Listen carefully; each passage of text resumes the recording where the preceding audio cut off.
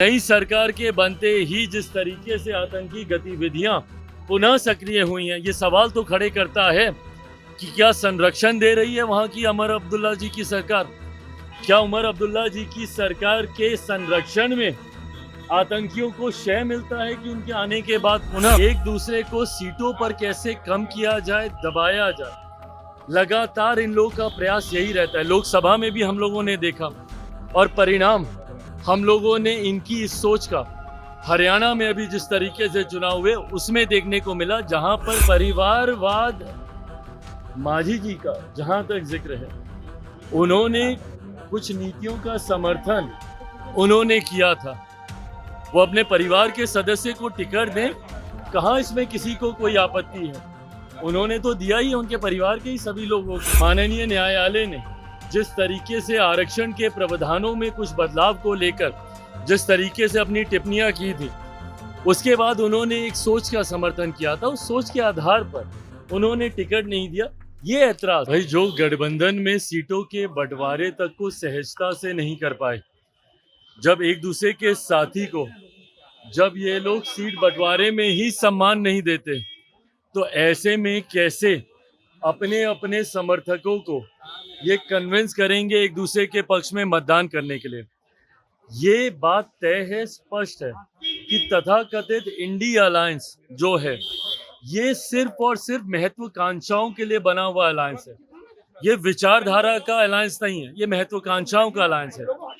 एक दूसरे के सर पर पांव रखकर आगे बढ़ने की सोच वाला ये अलायंस है। ऐसे में एक दूसरे को सीटों पर कैसे कम किया जाए, दबाया जाए, लगातार इन लोगों का प्रयास यही रहता है। लोकसभा में भी हम लोगों ने देखा और परिणाम हम लोगों ने इनकी इस सोच का हरियाणा में अभी जिस तरीके से चुनाव हुए उसमें देखने को मिला, जहां पर हरियाणा जैसे राज्य की जनता ने, जहां पर बड़े बड़े राजनीतिक पंडितों ने एक तरफा इसमें अपनी भविष्यवाणी की थी कि विपक्ष सरकार बनाने जा रहा है, पर उसके बावजूद अगर हरियाणा में भारतीय जनता पार्टी की इतने प्रचंड बहुमत के साथ सरकार बनी, तो ये बात स्पष्ट है कि लोगों को समझ में आने लग गया कि 2024 लोकसभा चुनाव में इन लोगों ने सिर्फ झूठ बोलने का काम किया, भ्रम फैलाने का काम किया।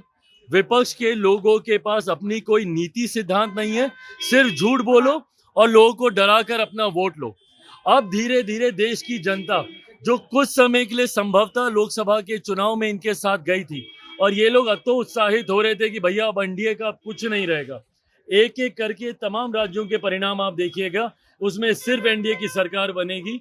हरियाणा से हम लोगों ने शुरुआत की, झारखंड, महाराष्ट्र अभी आगे है, और दिल्ली से होते हुए बिहार, जहां पर आज मैं खड़ा हूं, यहाँ पर भी अगली सरकार एनडीए की ही बनेगी। परिवारवाद का आरोप लगाया जा रहा है आप लोगों के ऊपर, एनडीए की सरकार के ऊपर परिवारवाद के ऊपर जो है आरोप लगाया जा रहा है। हम लोगों के ऊपर कौन आरोप लगा रहा है?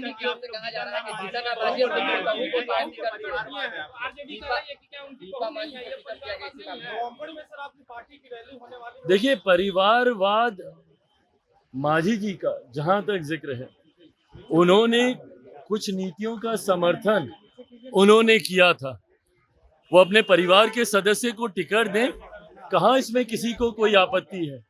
उन्होंने तो दिया ही, उनके परिवार के ही सभी लोगों को, पर उन्होंने एक नीति का समर्थन किया था। माननीय न्यायालय ने जिस तरीके से आरक्षण के प्रावधानों में कुछ बदलाव को लेकर जिस तरीके से अपनी टिप्पणियां की थी, उसके बाद उन्होंने एक सोच का समर्थन किया था। उस सोच के आधार पर उन्होंने टिकट नहीं दिया। ये ऐतराज लोक जनशक्ति पार्टी रामविलास, हमारे सांसद जमुई, उन्होंने इसकी टिप्पणी की थी। अब राजद परिवारवाद का आरोप लगा रही है। क्या आरोप लगा रही है? ये राजद और माझी जी के बीच की बात है। देखिए, ये चिंता की बात है कि नई सरकार बनने के बाद क्यों पुनः आतंकी और आतंकी संगठन पुनः घाटी में और जम्मू कश्मीर में सक्रिय हुए हैं। एक लंबे समय तक, जब तक केंद्र के शासन में जम्मू कश्मीर था, ना के बराबर ऐसी कोई घटना हम लोग को सुनने को मिली, और पूरी तरीके से आतंकवाद पर नियंत्रण वहां पर हम लोगों ने पाने का काम किया।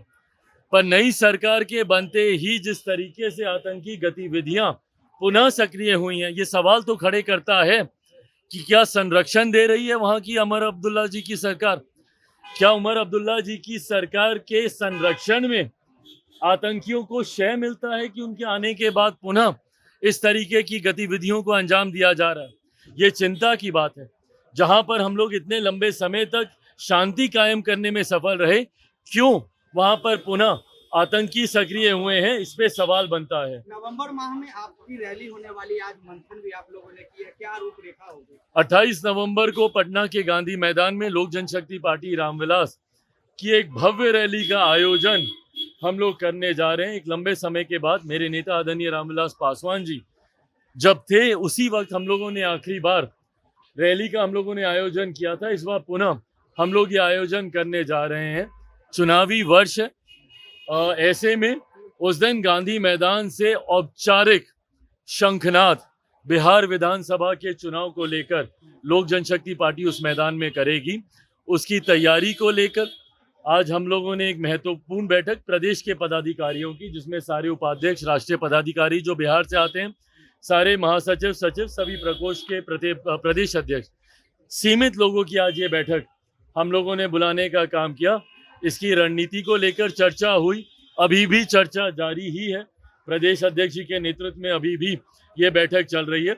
इस रैली को कैसे विधिवत तरीके से एक बड़ी रैली की रूपरेखा तैयार की जाए, उसको लेकर आज मंथन हुआ। Thank you.